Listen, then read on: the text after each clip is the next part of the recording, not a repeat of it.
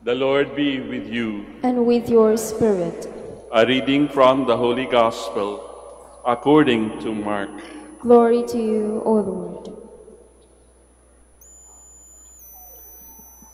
The beginning of the Gospel of Jesus Christ, the Son of God. As it is written in Isaiah, the prophet, "Behold, I am sending my messenger ahead of you. He will prepare your way." A voice of one crying out in the desert, "Prepare the way of the Lord, make straight his paths." John the Baptist appeared in the desert, proclaiming a baptism of repentance for the forgiveness of sins. People of the whole Judean countryside and all the inhabitants of Jerusalem were going out to him and were being baptized by him in the Jordan River as they acknowledged their sins.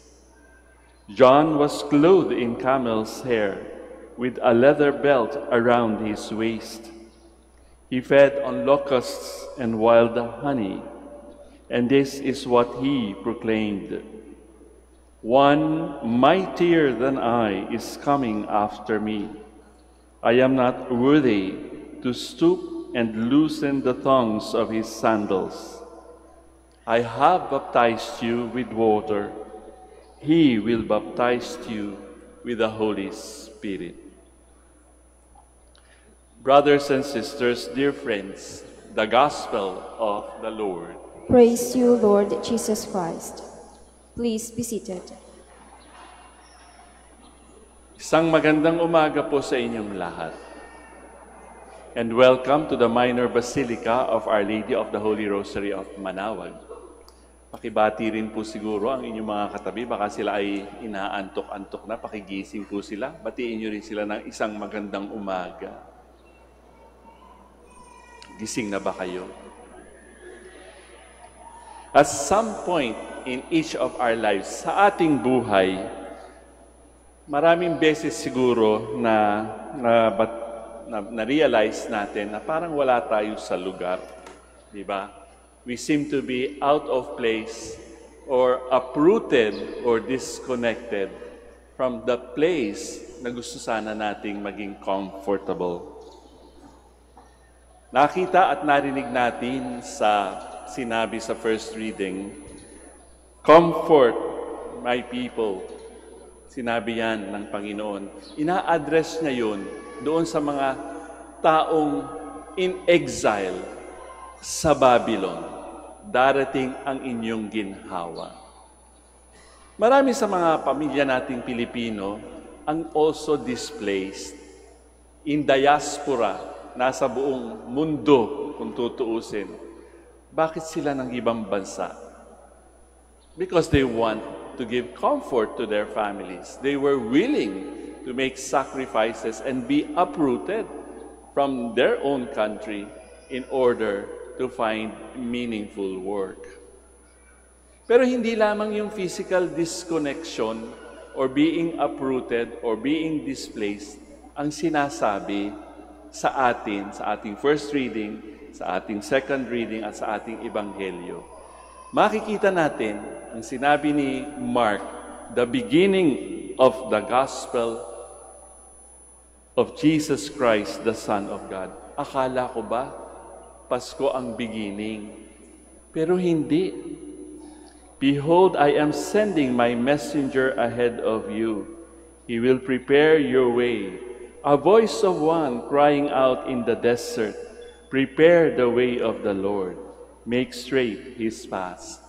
Pagka sinabi nating desert, wilderness, ilap, hindi siya magandang lugar, mainit. Parang ang ibig sabihin kapag naando ka sa isang lugar na wilderness of forest, wala kang ibang kasama. At ang iyong gusto ay to survive. You either live or die. But John the Baptist emerged from the desert. Ang desert kasi walang buhay kung tutuusin. makikita natin we are reminded that the desert is not always a good place to be in. Sa desert,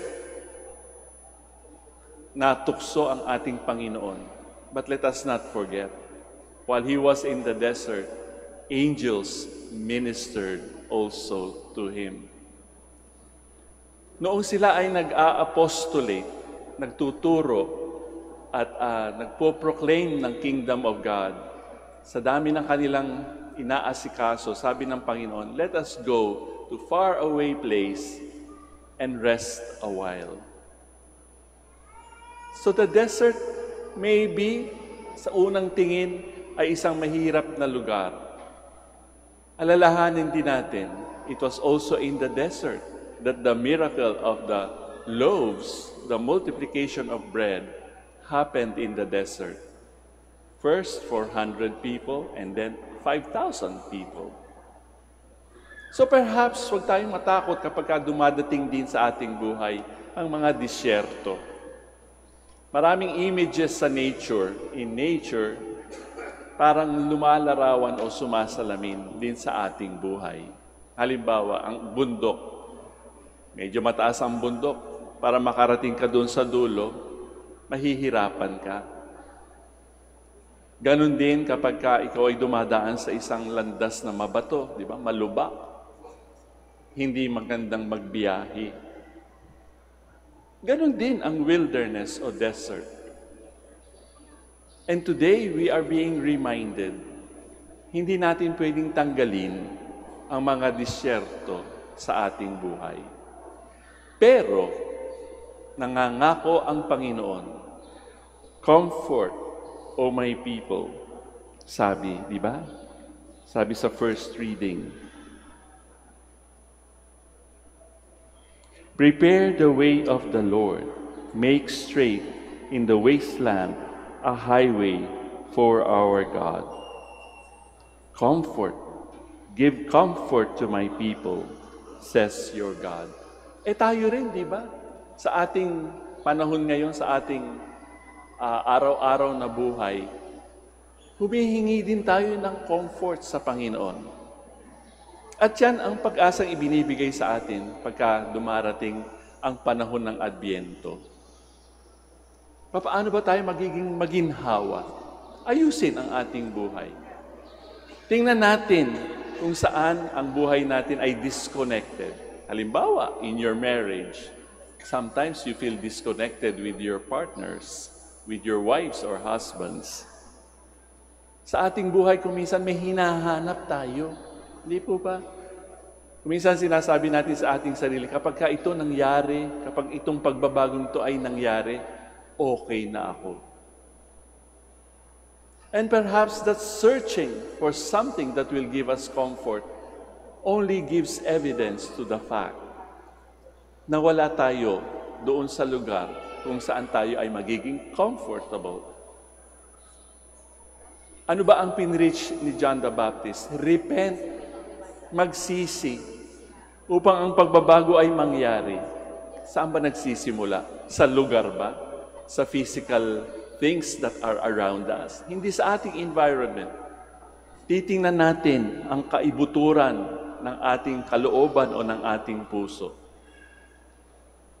Are there things in our hearts that displace us from God? Meron bang kailangang baguhin? Ito ang panahon ng pagbabago. Hindi ho madali ang magbago, di ba? Sapagkat nasanay na tayo. Halimbawa, sa amin hong community, iba-ibang generation. Yung mga Gen Z na tinatawag, iba ang kanilang values, iba ang nagpapasaya sa kanila. Kaya nga kami kuminsan, yung mga medyo advanced na in age, kuminsan hindi namin maintindihan. At sila din hindi kami maintindihan. Palagi silang merong nakalagay dito sa kanilang tenga. Kakausapin mo, hindi ka marinig, di ba?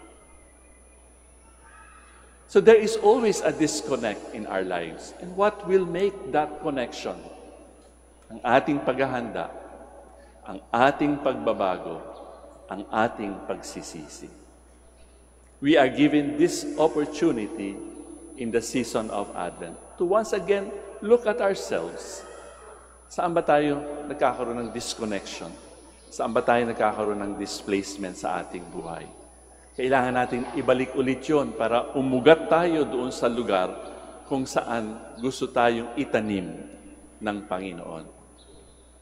At kung saan tayo gusto itanim ng Panginoon, that is the garden where we are expected to bloom.